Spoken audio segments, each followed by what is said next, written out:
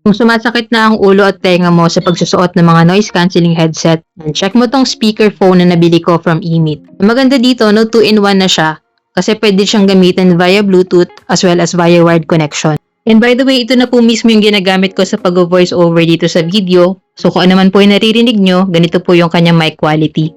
Meron na rin po siyang speaker dito, no? So kung ano naman po yung sinasabi ng kausap nyo, naririnig nyo rin po siya dito. And then meron po siyang 4 na AI noise reduction mics. Ayan, so 360 po yung pick up niya. Ensure kayo na clear po yung pag-pick up niya sa boses nyo kahit saan nyo siya ipwesto. May kasama na rin po siya ditong USB-A to Type-C cable nung dumating kung gagamitin nyo siya na wired connection sa mga laptop or PC nyo. Ngayon kung gusto nyo siyang gamitin na wired connection din sa mga phones or tablets, pwede nyo po siyang gamitan ng Type-C to Type-C cable. And based po kasi sa observation ko, mas maganda po yung kanyang mic pick-up or mic quality kapag naka-wired connection. Ngayon pag naman po yung speaker niya, mas maganda po yung quality pag naka-Bluetooth connection. So, depende na lang po sa preference nyo yan kung saan nyo siya mas madalas gagamitin, kung pang mic po ba siya or pang speaker po. Maganda pa po dito, no? Meron siya dito mga control buttons na very useful, especially if gagamitin natin siya na pang call.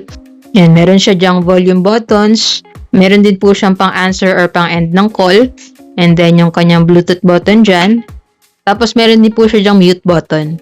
Compatible po ito sa mga PC, laptop, phones, or tablets. Pwede nyo pong gamitin via Bluetooth or wired connection. Maganda po itong gamitin pong online classes, online meetings, content creation, live streaming, etc.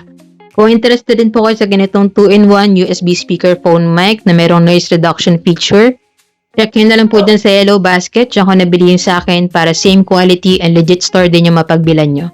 Yun lang sana nakatulong tong video. If you have any other questions, just let me know in the comments and follow for more tech content.